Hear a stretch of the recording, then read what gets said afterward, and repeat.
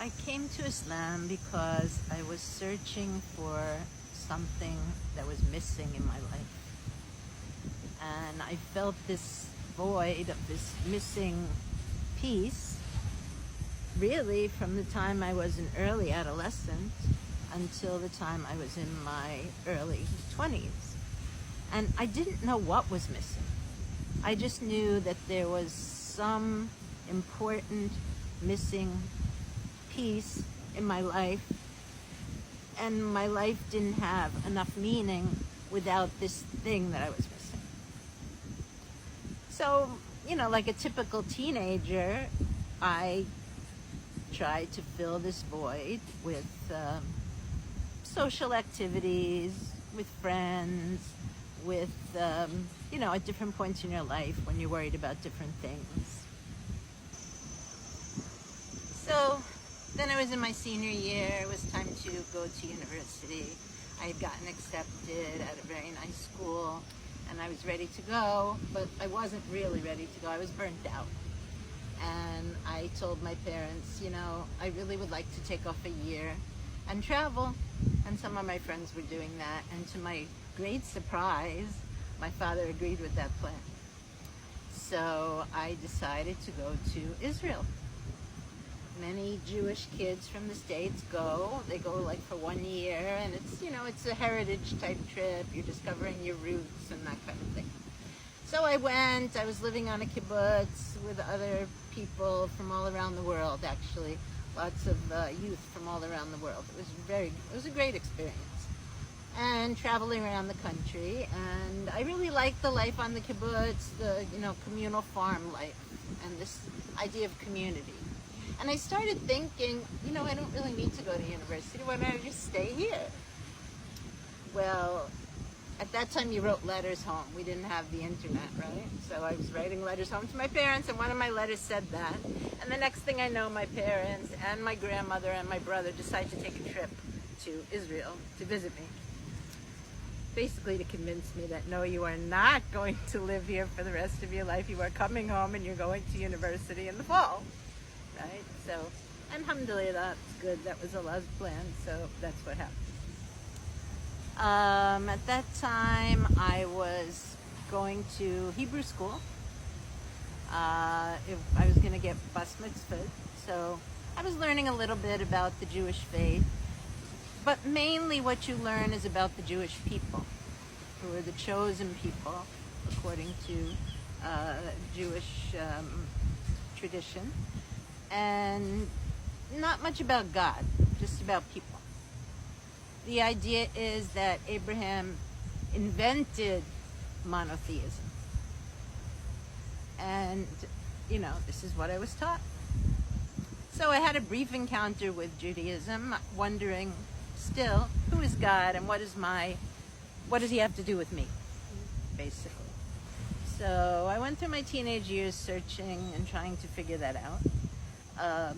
I tried transcendental meditation, which was very big on Long Island at the time. My friends and I got involved with that.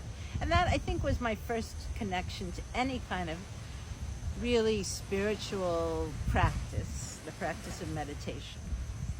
So that was eye-opening, and that lasted for a little while. And then life went on, as it does. So I was looking for meaning in my life, and I didn't know where to find it. So, like a typical teenager, I looked for it in my friends, in my various activities and things that I was doing. You get busy at different points in your life. You have to worry about university, so you're worrying about your school and your studies, etc., etc. And I did all those things, but I still felt like there's a missing piece. And one day I actually asked my mother, I was sitting in the back of the car, and I asked her, Ma, is this all there is to life? And she just said, well, what do you mean? And I said, well, I'm a good student, I'm going to school, I'm trying to get into a good college, have a career, get married, etc., etc. But is that all there is to life? Because, and I got very dramatic, I said, because if that's all there is, I'm not sure I want to live. And I really felt this way. only like 12 or 13 years old. As a matter of fact, we had just come back from the doctors because my mother had thought something must be wrong with this child. Okay, the doctor said nothing's wrong with her. And then we had this conversation in the car, and I saw her through the rear view mirror, through the mirror. She's driving, I'm sitting in the back.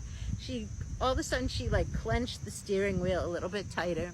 She looked at me in the mirror and she said, "Do you really mean this, or are you just saying it to annoy me?" So I backed off. I said, "Yeah, Mom, I don't really mean it."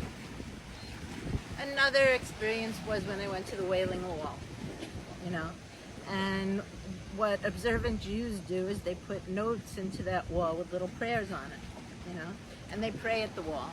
And I was standing there and I was like, well, I know I should feel something here, but I don't. So why don't I? When I came back to the U.S., it was time to start university, and I did that, but I made sure to take a course on the Old Testament as part of my coursework my first year. Because I really thought, okay, if I'm going to develop some kind of faith, which is what I wanted, what I experienced in Israel was that I should be feeling something, and I'm not, so why not? Palestine is the land, it's the Holy Land. And when you're there, you feel it. Prophets have walked on that land. Peace be upon them all.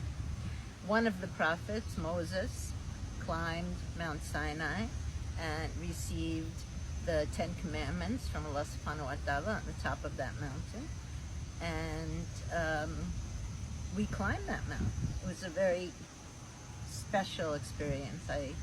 I can't really describe how it affected me exactly, except that it did affect me deeply to be climbing that mountain in the middle of the night and to reach the top at dawn with the beautiful sky. There's a small shrine up there, and it's a place for reflection and meditation and prayer. And I went into that little shrine, and I don't remember what I said in there, but I do remember some feeling that I got from being in there. So all these incidents are adding up and becoming part of my spiritual consciousness, let me say.